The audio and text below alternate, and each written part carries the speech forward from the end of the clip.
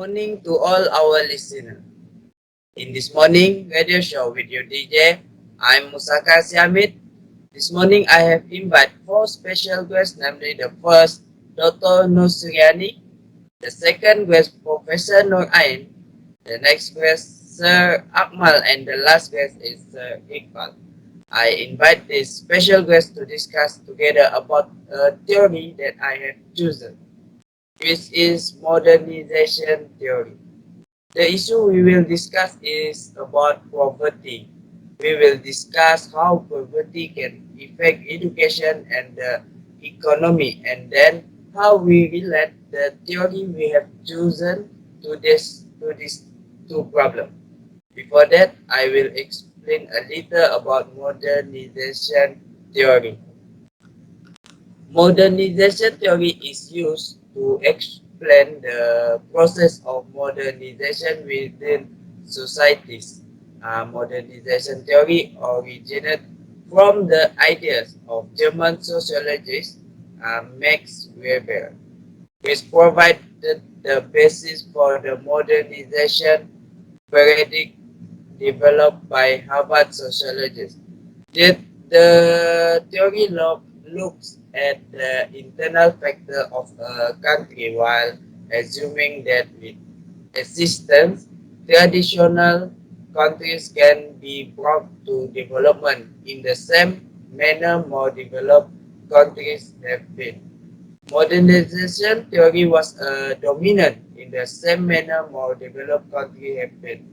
Modernization theory was a dominant practice in the social science in the 1950 and 1960 century. So, modernization theory is a broad concept that encompasses a variety of disciplines in its attempt to explain how civilization advanced. Without wasting our time, I would like to ask a question to Dr. Nusriani. So, Doctor, the issue chosen by Dr. Suryani and Prof. Nur Ain is related to the point of education in India, which implies this theory of modernization. So, my question is, Dr. Suryani, what exactly do you mean by modernization and how might education aid in the modernization of Indian society? So, yes, Dr. Suryani. Okay, good morning. Thank you, Mose. Um, the modernization theory's educational approach and curriculum focus on developing skilled employees who hold traditional values. The use of current science and technology is also given top emphasis. Traditional values, cultures, and the synthesis of old and new values are all part of the modernization ideology, which aims to support a country's long-term economic success. India has seen a significant transition in the sector of higher education during the previous decade. According to the study Higher Education in India Vision 2030, India is the single greatest source of global talent, with one in every four graduates in the World Bank a product of the Indian system. For example, in India, distance learning is a modern non-formal education method. It's also known as open education. The Directorate of Distance Education, formerly known as the Institution of Correspondence Course, was established in 1972 to meet the needs of students who were unable to pursue regular college education in India. This course given incentives to students who drop out of school due to a lack of talent or interest or a lack of financial resource. It is taught by correspondence or postal course as well as electronic media like as radio, television, and audio CD. Oh, okay, thank you, Dr. No Suryani. I have a question for you again. What is a modern education system in India? As Lucia mentioned just now, Modernization theory is a broad concept that encompasses a variety of disciplines in its attempt to explain how civilization advance, what factors influence that progress, and how societies respond to that progress. So, India's education system, where students' interactions with educational information have altered as a result of online classes, blended learning, and experiential learning. Oh, are there advantages to the modern Indian education system? Yes, there are various benefits to India's contemporary education system. Science, technology, and innovation are responsible for the majority of them. These and other aspects make modern Indian education more accessible, adaptable, and convenient. This technology based learning approach also covers a broader range of topics. This means that the positive influence of modernization theory on the Indian education system is when there is the use of technology in learning and many more new technologies. Um, in addition, many projects and missions have begun to expand Indians' employment and provide top-tier institutions and college with excellent infrastructure and environmental conditions. That's all for me. Thank you. Thank you, Dr. Uh, Nosiani. It good explain the good from Dr. Sirani. So next, I will ask a question to Professor Nur Ain. Professor Nur Ain, are there disadvantages to the modern theory in education system in India? Please, Dr. April. Yes, there are disadvantages to the modern theory in education system in India. For everyone know, theory about modernization emphasized in the individual development where traditional education policy or culture is discouraged and evolve a way of growth where developing countries can achieve development. So, they also have the new modernization theory and growth theory of education are quite similar in some way. For example, skill development, formal schooling, train the worker, autonomous opinion of people, but differ in the way of integrating modern and traditional value. So this is focused by individual development and promoting culture of the nation.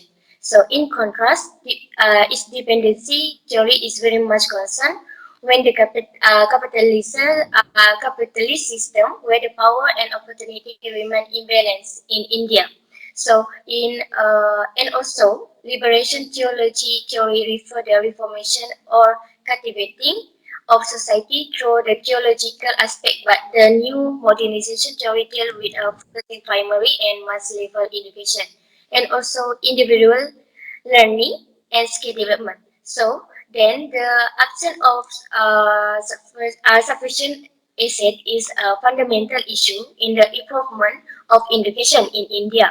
So because of poor economic, most instructive institution need from work, science care, and libraries and so on. That means the education is a modern theory is very give a disadvantage in the education system in India. It also because of this,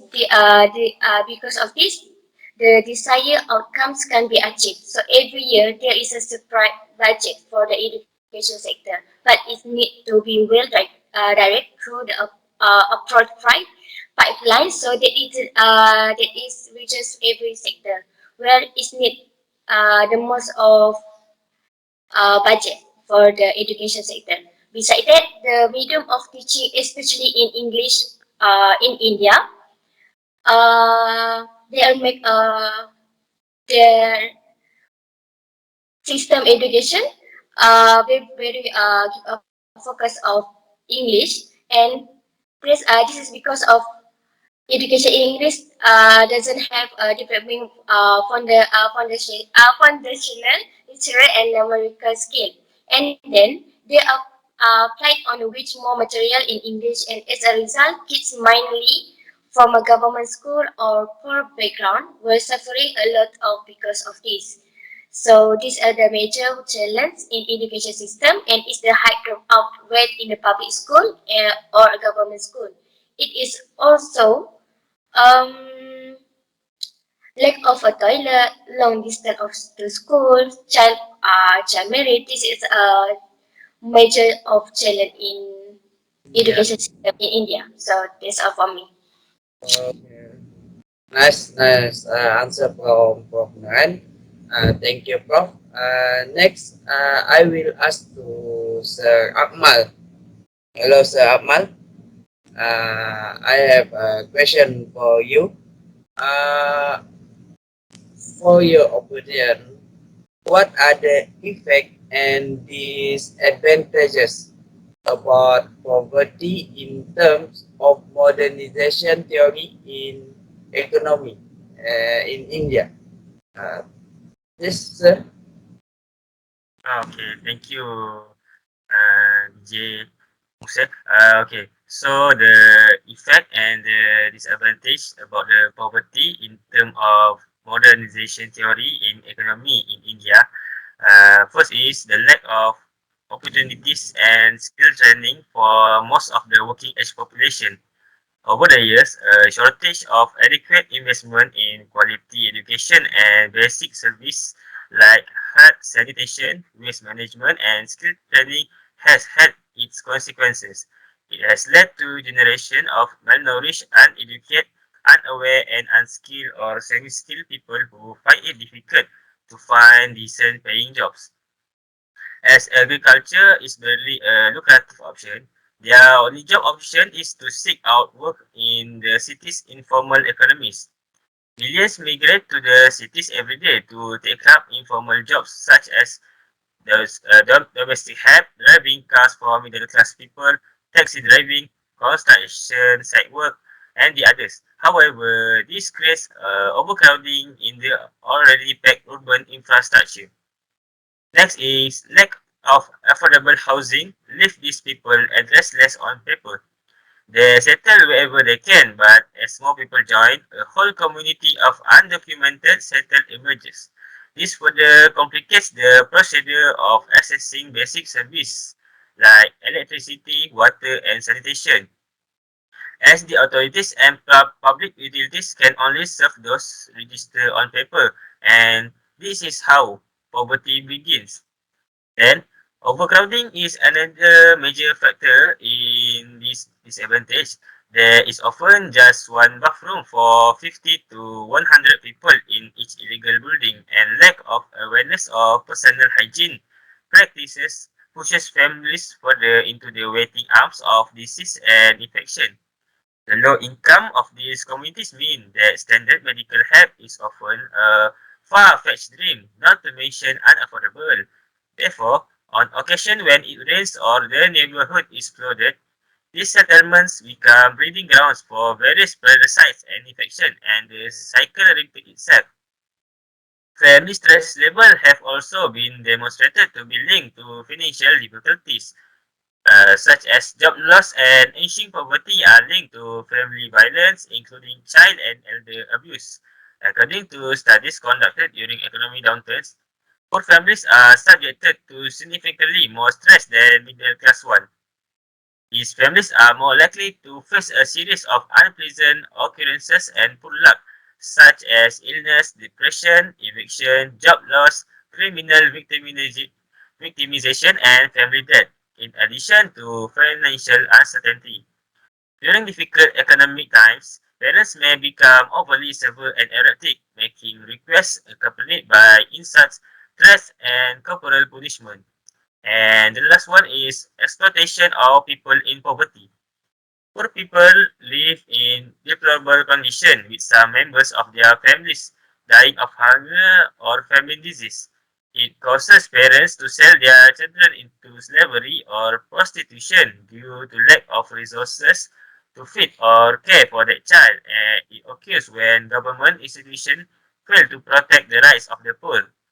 And this poses a threat to the social fabric in India. So that's all from me. Oh, thank you, Sir Amal. I also agree with the answer that Sir give. Well, my last question is for Sir Iqbal. So, sir, what are the reasons why the theory of modernization can cannot apply in India? Please, sir. Okay, thank you for DJ Muse. Right, so the reason why the theory of modernization can apply in this country is because the high population and low skill among their society. While skilled human resources are a driving force for economic growth, a balance between population and economic growth is essential for the manpower to be absorbed by the productive sector. For example, the population density of Bihar and Uttar Pradesh (UP) is more than double the nation average. People are an asset when they are skilled enough to take the existing opportunities or create new opportunities through innovation and entrepreneurship. However, a larger section of the population in Bihar and UP has remained unskilled and poorly educated due to the absence of a dynamic non-farm or industrial sector in Bihar and UP. The growing low-skilled population has created tremendous pressure on the agriculture sector as the agriculture sector has limited capacity to absorb the additional labor force. The extra hand have failed to contribute to agriculture production in what is referred to as disguised unemployment due to high poverty, inequality, and a poor education system resulting from low investment and poor governance. The education and health condition of Bihar and UP is poor. Vocation training has also been inadequate, leaving the vast majority of the rural workforce unskilled and engaged mostly in agriculture. Many have been forced to migrate to other states for season or long-term work. Thus, the large population do not contribute to economic growth as expected by post-European theory due to an absence of social and economic condition to absorb the additional population support innovation technology. Besides that, the poor public infra- infrastructure is another reason why this theory can be applied owing to poor public infrastructure for surface water and increased water stress. Farmers of Bihar have shifted to groundwater irrigation as in the case of other states. There was a hard surge in the 1980 in Bihar and UP in groundwater irrigation. This, however, did not be higher productive because the poor electricity supply and sharp increase in diesel price increased the cost of irrigation, land preparation, and the regime. The Bihar government, however, could not provide such concession to farmers due to financial constraint. In addition, most of the farmers in Bihar and UP are not able to receive the price incentive given by central government through food grain collection owing to small land holding and little surplus. Bihar's food grain yield is lower than the nation average and less than half of Punjab. In addition, uh, private investment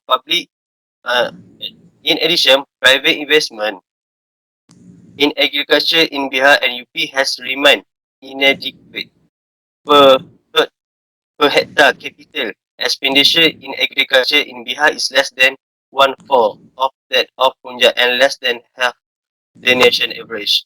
For the conclusion, low public and private investment for physical and institutional infrastructure, unequal land distribution for agrarian social structure including persistence of feudal element not only hindered the growth of productivity in agriculture, but also reinforce social inequality that create structural barriers to the overall development of the society and economy.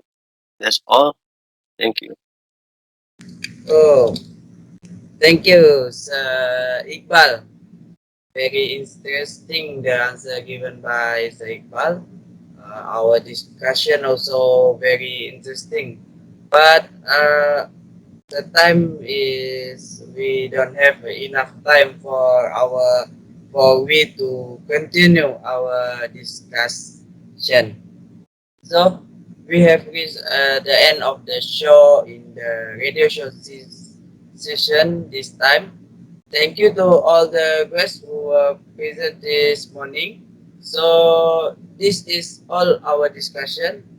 From me, I'm very uh, thank you lah. Thank you for all the guests. So that's all from our radio show with DJ Muse. Thank you.